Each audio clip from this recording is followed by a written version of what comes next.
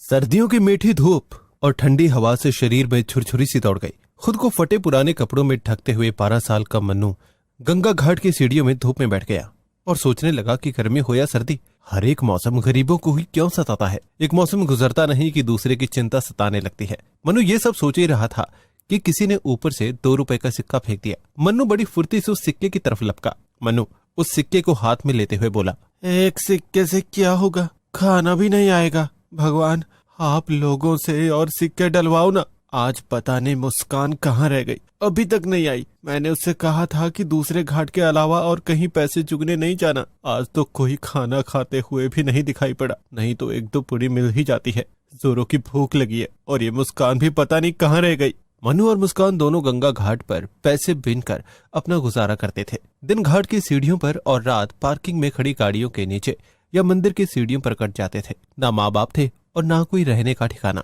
मुस्कान को आते देख मन्नू के चेहरे पर एक चमक आ गई। वो जल्दी से उसके हाथ में पकड़ी हुई थैली को जल्दी से लेते हुए बोला, आ गई तू? कहाँ चली गई थी? कब से तेरा इंतजार कर रहा था। बता, कितने पैसे इकट्ठे हुए? गिन लो भैया। भैया एक बात बताओ कि हम लोग कब तक पैसे बीन बीन कर गुजारा करते रहेंगे? गर्मियाँ आने वाली है, सर्दियाँ तो कैसे भी कट जाती है, लेकिन गर्मियाँ शुरू होने वाली है, आगे कैसे होगा? सोच तो मैं भी यही रहा हूँ।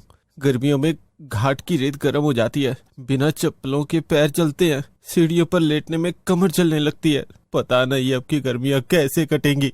समय गुजरने लगा और गर्मी चमड़ी चलाने लगी, लेकिन वो दोनों बेसहारा बच्चे अभी भी घाट पर सिक्के मिलने का इंतजार कर रहे थे। भैया मैं घाट पर से जा रही हूँ, अब यहाँ नहीं रुका जाता, पैर जल रहे हैं। तू रुक मुस्कान, मैं कहीं से बोतल ढूंढ लूं। तुम्हारे पैरों में बोतल बांध दूंगा तो पैर नहीं जलेंगे।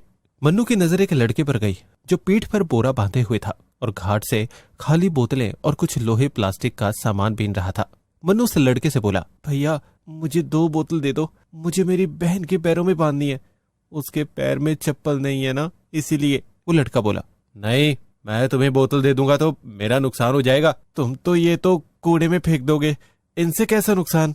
अरे भाई, ये बोतल कूड़े में नहीं फेंकी जाती, बल्कि ये सब सामान हम कबाड़ की दुकान पर बेच देते हैं, जिससे हमें पैसे मिलते हैं। मन्नू को एक विचार आया कि क्यों ना मैं भी कबाड़ बीनकर बेचूं और पैसे कमाऊं। अब मन्नू ने पहले तो मुस्कान के पैर में बांधने के लिए खाली बोतल ढूंढी और फिर उन्हें बांधकर दोनों भाई बहन कबाड़ बीनने निकल गए। कबाड़ इकट्ठा करके वो कबाड़ी की दुकान पर गए और 100 रुपए का बेच दिया। 100 रुपए देखकर वो दोनों बहुत खुश हुए। जिंदगी में पहली बार उन्होंने 100 रुपए देखे थे। भैया इस तरह तो हम कबाड़ बेचकर अमीर हो जाएंगे। हट पागल, 100 रुपए से क्या अमीर बनते हैं? अमीर बनने के लिए हमें और पैसे कमाने पड़ेंगे। चल छोड़, पहले हम अपने लिए चप्पल खरीदते हैं, उसके बाद खाना। दोनों खुशी से उछलते हुए बाजार चप्पल खरीदने चले गए। अगले दिन, अरे मुस्कान, आज इतनी उदास क्यों है? भैया हमारे पास घर क्यों नहीं है? क्योंकि हमारे माँ बाप नहीं है और हम गरीब हैं। क्या सब गरीबों के घर नहीं होते? सब गरीब हमारे जैसे भी तो नहीं होते पगली। थोड़े दिन रुक, जब मैं बड़ा हो जाऊंगा तो तुम्हारे लिए बहुत बड़ा घर बनाऊंगा। भैया रात में घाट पर मच्छर बहुत काटते हैं, अगर अपना घर होता तो वहाँ मच्छर नहीं काटते। मनु ने सोचा कि जरूरी तो नहीं कि हमारे पास एक आलीशान घर हो, सर छुपाने के लिए तो झोपड़ी ही काफी है। अच्छा होगा कि हम नदी के किनारे से कुछ दूरी पर एक झोपड़ी बना लें। वो दौड़ता हुआ गया और मुस्कान को खेतों की तरफ ले गया। भैया हम लोग कहाँ जा रहे हैं?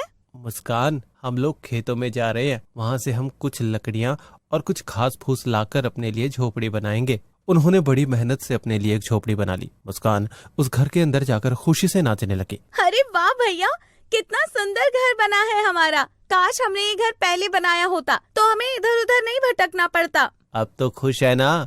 अब तुझे यहाँ मच्छर नहीं काटेंगे। हाँ भैया, अब हमारे पास हमारा घर है, अब हम अपना खाना भी यहीं बनाकर खाया करेंगे। मनु हंसता हुआ बोला, पागल, घर तो लकड़ियाँ और घास फूस से बना है, लेकिन खाना बनाने के लिए तो मिर्च मसाला दाल आटा सब चाहिए ना, कहाँ से आएगा? अब मैं बड़ा हो गया हूँ, जल्दी से कोई काम ढूंढूंगा जिससे मैं तेरे लिए सारी सुविधाएं जुटा सकूं। भैया तुम कितने अच्छे हो। कुछ दिनों बाद मनु कबाड़ की दुकान पर ही बैठने लगा, जहाँ से उसे 5000 रुपए महीना मिलने लगा। समय के साथ साथ मनु बड़ा हो चुका था और मुस्कान भी। मनु देखता था कि सब लोग उसकी बहन को अजीब नजरों से देखते हैं, इसलिए मनु ने उससे कहा, सुन मुस्कान, अब मैं बड़ा हो चुका हूँ, अब तुझे काम करने की जरूरत नहीं है, अब तू घर में ही रहा कर। मुस्कान गुस्से में बोली, अच्छा ये बताओ मैं अकेली घर में रहकर क्या करूँ?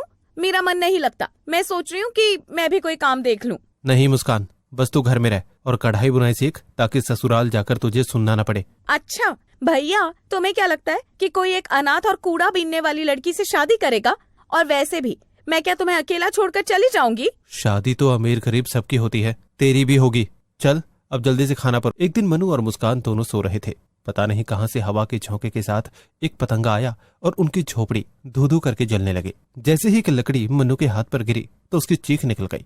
अचानक से मनु की आंख खुल गई तो वो आग देखकर घबरा गया और हड़बड़ाते हुए उसने मुस्कान को जगाया। मुस्कान उठ, मुस्कान जल्दी से उठ, हमारी झोपड़ी में आग लग गई है, हमारा छप्पर जल रहा है, जल्दी उठ वरना झोपड़ी के साथ हम भी जल जाएंगे। मुस्कान उठी और दोनों भाई बहन जल्दी से बाहर निकल गए। मुस्कान रोते हुए बोली, भैया, अगर हम दोनों अंदर होते तो आज दोनों भाई बहन जल गए होते।